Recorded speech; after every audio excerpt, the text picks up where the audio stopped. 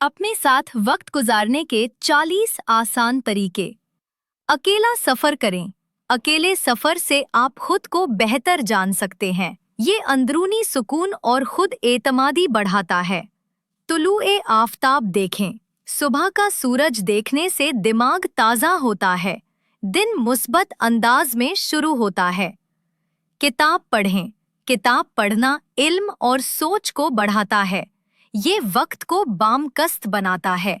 दोस्तों, अगर आप हमारे चैनल में नए हैं तो हमारे चैनल को लाइक और सब्सक्राइब करें। अकेले खाने पर जाएं। खुद को खाने पर ले जाना सेल्फ लव है। इससे एतमाद बढ़ता है। ख्यालात लिखें। डायरी में ख्यालात लिखने से दिमाग हल्का होता है। एहसासात मुनज़्ज़म और साफ रहते हैं। नया शहर देखें। नया शहर देखने से तजुर्बा बढ़ता है। ये आज़ादी और ताकत देता है। स्पा डे मनाएं। अपने जिस्म को रिलैक्स करना खुद की कदर है। ये ज़हनी दबाव कम करता है। फितरत में चहलकदमी करें। कुदरत में चलने से सुकून और तवानाई मिलती है। ये दिल व दिमाग को हल्का करता है। फिल्म देखें। अच्छी फिल्म जज्बात समझने में मदद देती है, साथ ही तफरीह भी मिलती है। सोशल मीडिया से दूर रहें।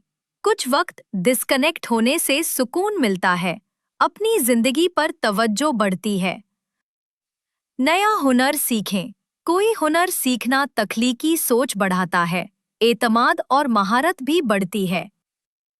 अजायब घर जाएं। तारीख और फन देखने से दिमाग खुलता है। सोचने की ताकत बढ़ती है। अपने मुस्तकबिल को खत लिखें। खुद को खत लिखने से मकसद वाज़े होते हैं। ग्लिचेस ज़ाती तरक्की में मदद देता है। पेंटिंग करें। पेंटिंग जज्बात निकालने का तरीका है। ये दिल को सुकून देता है। सितारे देखें। रात के सितारे देखने से रूहानी सुकून मिलता है। ये हैरत और मोहब्बत का एहसास जगाता है। अकेले पिकनिक करें। अकेले बाहर खाने से आज़ादी महसूस होती है। ये ज़हनी सुकून देता है। नया शौक अपनाएं। शौक दिल को खुशी देता है। इससे जिंदगी दिलचस्प बनती है। वर्जिश करें। वर्जिश जिस्म को मजबूत और दिमाग को हल्का करती है। एतमाद भी बढ़ता है। साहिल पर वक्त गुजारें। समुंदर की लहरें दिमाग को सुकून देती हैं। फिक्र और दबाव दूर होता है। दस्तावेजी फिल्म देखें। डॉक्यूमेंट्री देखने से इल्म बढ़ता है। सोचने का अंदाज बदलता है। जानवर के साथ वक्त गुजारें। पालतू जानवर खुशी और सुकून देते हैं। ये जज्बाती तवाज़ुन पैदा करते हैं।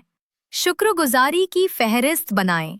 रोज़ाना शुक्र करने से मुस्बत सोच बढ़ती है। ये खुशी और सुकून लाता है। फौरी तौर पर लोगों को कैसे पढ़ें। अगर कोई अपना फ़ोन मुंह के बल रखता है, ये अक्सर इस बात की अलामत है कि वो कुछ छुपा रहा है या नहीं चाहता कि दूसरों को उसके फ़ोन की स्क्रीन नज़र आए। ये रवैया अदम एतमाद या प्रिवेसी की ज़्यादा ख्वाहिश को ज़ाहिर करता है।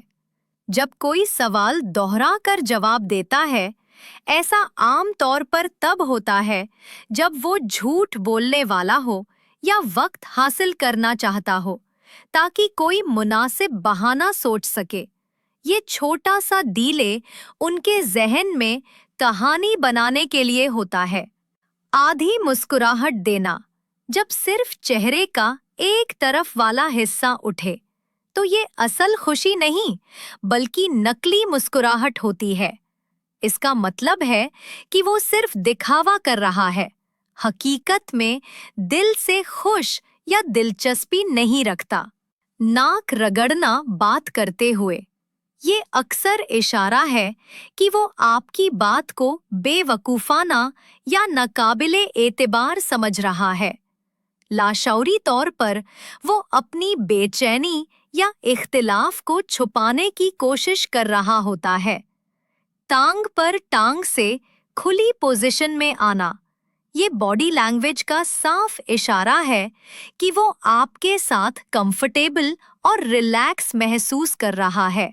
कम बोलने वाले लेकिन निशाने पर बात करने वाले लोग, ये लोग आमतौर पर बहुत इंटेलिजेंट होते हैं।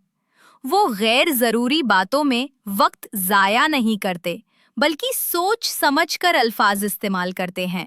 इसलिए उनके एक जुमले की गहराई कई जुमलों से ज्यादा होती है।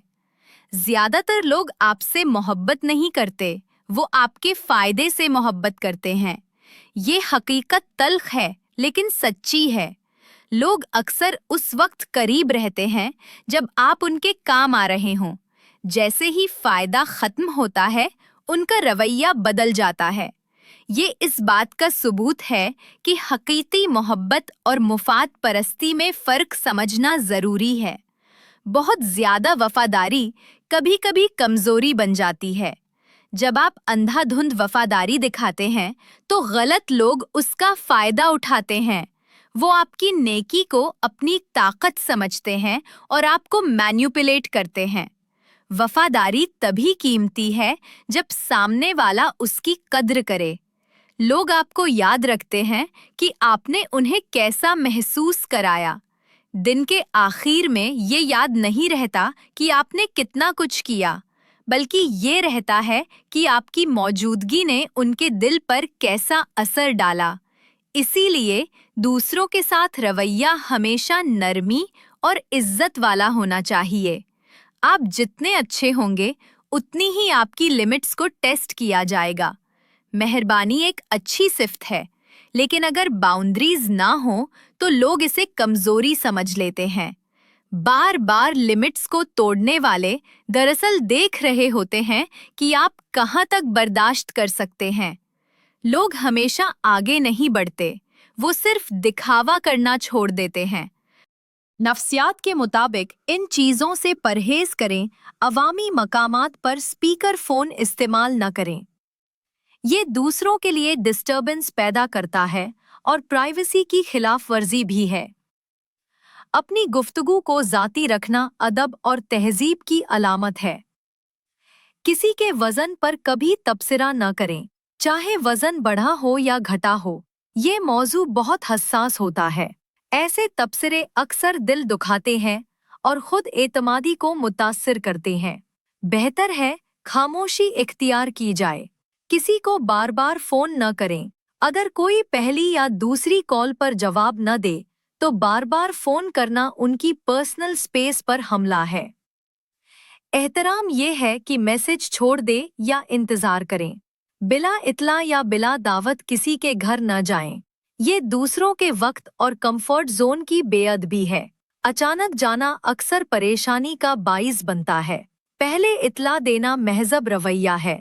लिफ्ट को साफ छोड़े जैसे पाया था। ये छोटी सी आदत आपकी शख्सियत और सेंस ऑफ रिस्पॉन्सिबिलिटी को जाहिर करती है।